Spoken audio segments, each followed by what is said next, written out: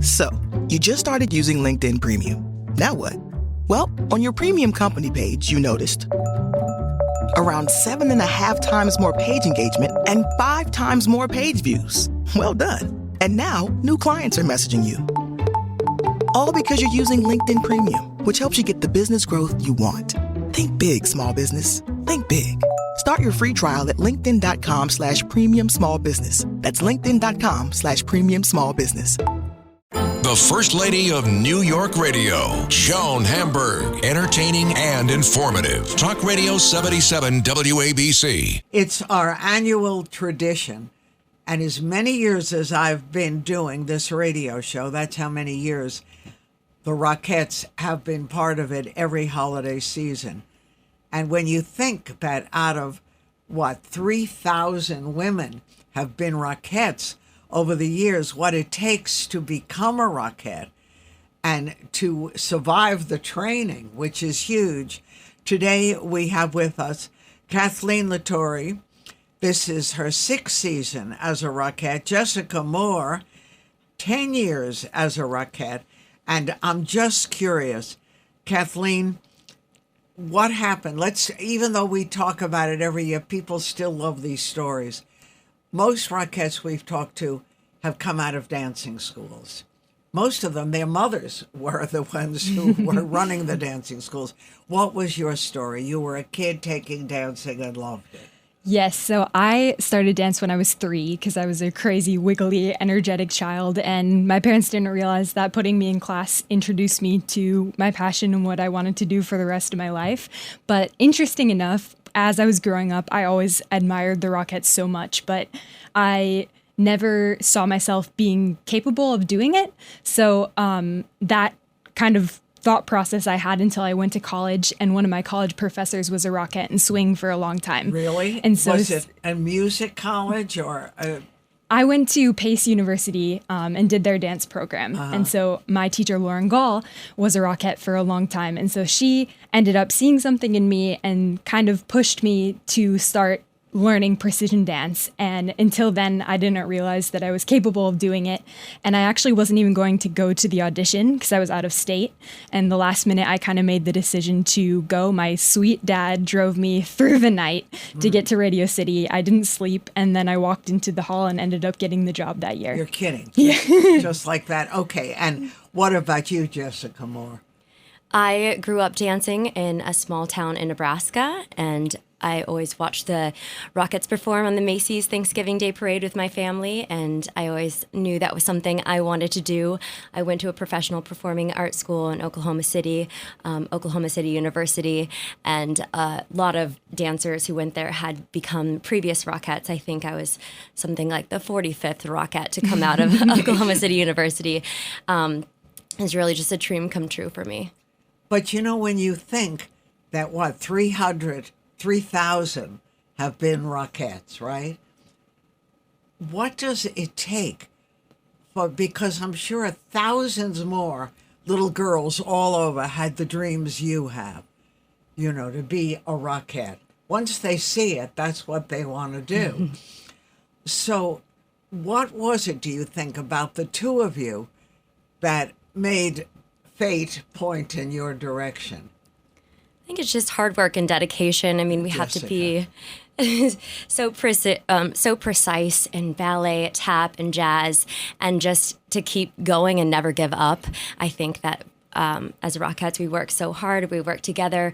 I mean, we have to be strong enough to do up to 4 shows a day, 17 shows a week, over and over. Hard. And also, people don't realize the rehearsal that goes into it. What, did I read 6 hours a day? Yes. And that doesn't include night stuff? So we do, we rehearse for 6 hours a day, 6 days a week for about 6 weeks leading up to our show process. So it's a huge mental and physical challenge, but all of the women that dance with us are just so wonderful, and we keep each other motivated, and some of the most funny, wonderful people I get to dance with. I actually kick right next to Jessica this year, so we have a great time. Yeah, and do you have time to do anything else, or when the season is here, that's it? For me, I mainly, when the season is here, I'm in full Christmas mode for this whole period of time. But outside of the season, I am a dancer in lots of other ways. And I live full time in the city now, so I'm able to pursue that as well. Right. So you can look at Broadway and look at anything. And is it the same for you, honey? I really look forward to just all my friends and family who have made this their holiday tradition to come and see me. My whole family travels from Nebraska every year to come see me and the Christmas show, and it's sort of our holiday tradition. And the rehearsals, I couldn't believe. Is it really 6 hours a day? Yes, 6 hours a day. We have a lunch break in the middle there and little tiny breaks throughout, but it's a pretty rigorous schedule. We actually have a wonderful athletic training team that keep our bodies really in shape and doing well to sustain that long process. Aye. And Jessica, tell me, once you're in, are you in? We do re-audition every year just to make sure that we're all in tip-top shape. So as long as you can continue to do the job, you can continue to be a Rockette. So there are Rockettes who are in their 20s, in their 30s. We have all ranges. We have women who have, you have to be at least 18, and we've had women on the line for 5, 10, 15, even 20 years, and everywhere in between. Once you're a Rockette, there's a saying that says you're always a Rockette. Right, but Kathleen was saying that this is like, during the season, this is what she's devoted to.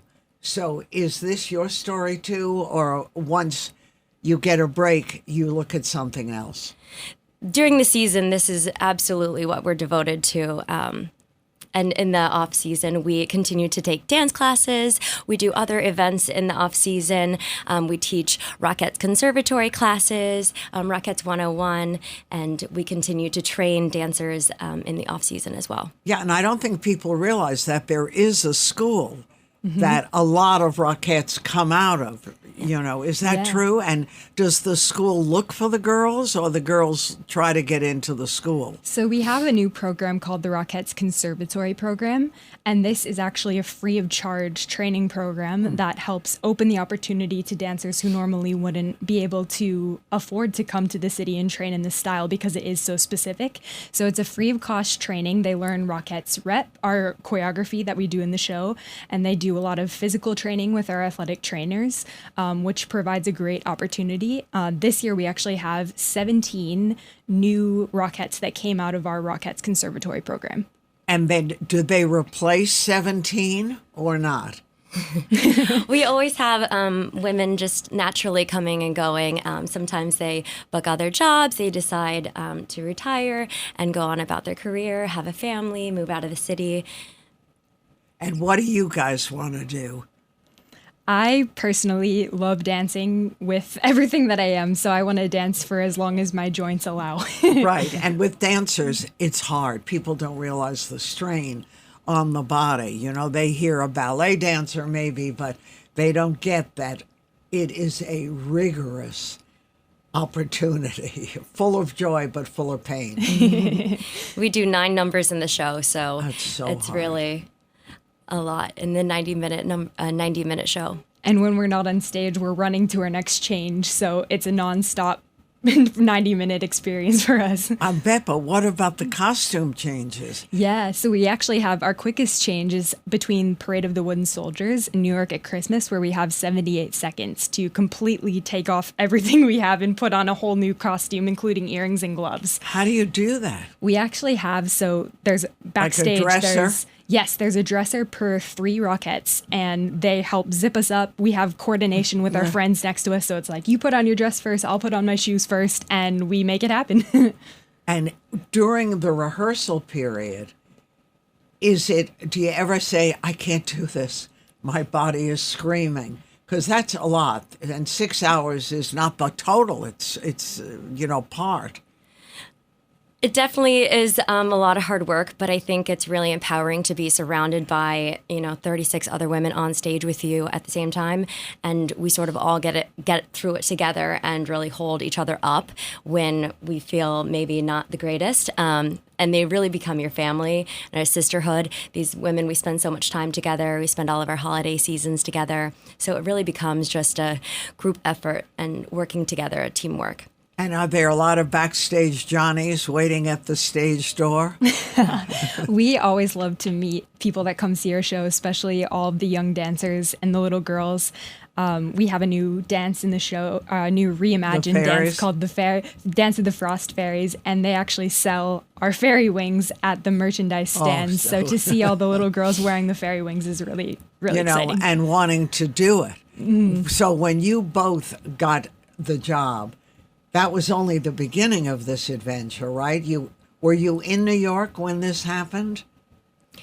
I had actually just finished dancing on a cruise ship, and I auditioned. How'd you like that? I loved it, and I moved to New York, and I've been here ever since, and I love performing in the Christmas Spectacular. I want to do it as long as I can. Yeah, and probably long, right?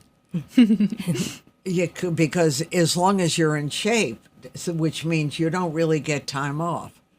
Right, you have to keep your body in shape and dance all the time. Yeah, we definitely have to take care of our bodies because the season is so condensed this year. It's only a limited run, so it's 6 weeks COVID. only. So 6 weeks, limited run. It's truly a tradition. And is New York home now, Kathleen? Yes, so I moved here in 2014 when I started school at Pace University, and ever since then... They have a good program, too. They do, and that's how I was exposed to precision dance, our style that we do in the show, and so I'm super grateful that I was able to have that opportunity, and I've lived here ever since. Right, so it feels like home? It definitely feels like home, and honestly, New York is really the place to be for the Christmas season. It's the holiday season for so many people. I love being in New York City for the Christmas season. And when I first started talking to Rockettes, that they were Rockettes and that was it. Now the company goes everywhere, right? Do you guys travel a lot with it or no time? For the Christmas season, we are here in New York doing our show. Till it's over. Yes. And then when the Christmas season is over, which is January something, then what's the next step? Do you give yourself a break or you're ready to go? We definitely take a break and then we get right back to it. We stay into our trainings. We stay into our classes. We do every opportunity that comes our way. We have a lot of women, our mothers in the off season, personal trainers, Pilates instructors, teachers, dance teachers in the off season. We have a woman who's an accountant, all sorts of different avenues. Right. And do people, everyone who's chosen, do they get through the rehearsal period? That's a lot of work. Yes, so the audition process being as rigorous as it is, they really can see, can this dancer sustain such a long period of time? So everyone that comes into our line is really, really wonderful. So after you audition, how soon before you know if you've made the cut? So usually we have 2 auditions, one in April and one in August. And so you usually hear if you got the job toward the end of the summer. So depending on when you audition, sometimes it feels like a long wait, but it's definitely worth it. Right. And what about the Rockettes? Like, you guys live in New York, but what about the girls who don't? Where do they put all these people? New York is the toughest town in terms of living. I think everyone finds sublets and stuff for this season. A lot of women do live in the season all year round, though. Uh-huh.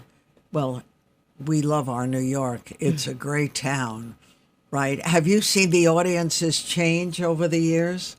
We have 6,000 seats in our theater, and you look up, we have 3 mezzanines, and just to look out from that stage and see the audience every day filled with so many people, that really motivates us and makes us so happy. So we're really excited to have everyone. Right. And then all the little girls who just dream of this. One of my favorite parts is seeing the joy on the audience's faces when we look out and they can see the magic, because even though it's maybe our 100th show, it's somebody's first time seeing the show, and just seeing all of the joy that it brings all of the audience members when they see the bus move, when they see the soldiers fall, when they see the Santas run through the aisle. Oh, they love that. It's really what keeps you going. They love that. And I'm sure you guys too, because what a thrill. Every show is like a new show.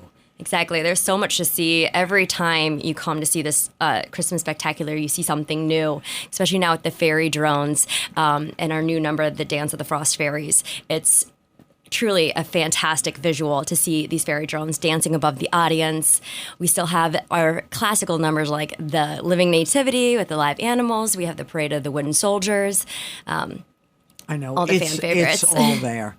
It's all there. And I have gone to that show since I was 7 or 8 years old. So special. So you can imagine. And now I bring my family, and it is never tired. You know, it's always new and always a thrill.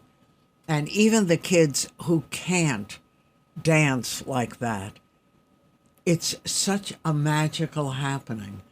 You know, like all things are possible. And we need that. That's part of New York City, and it's part of the spirit that we have to keep going here. So you guys do more than just entertain and dance. You sort of hold it together and assure everyone impossible things happen. Exactly. And you're going to keep on. I'm so happy that we had Kathleen Laituri, Jessica Moore, and both women live here now, but weren't here and are part of the Rockettes. So most Rockettes, after a certain amount of years, go off to something else, or they're happy just doing that?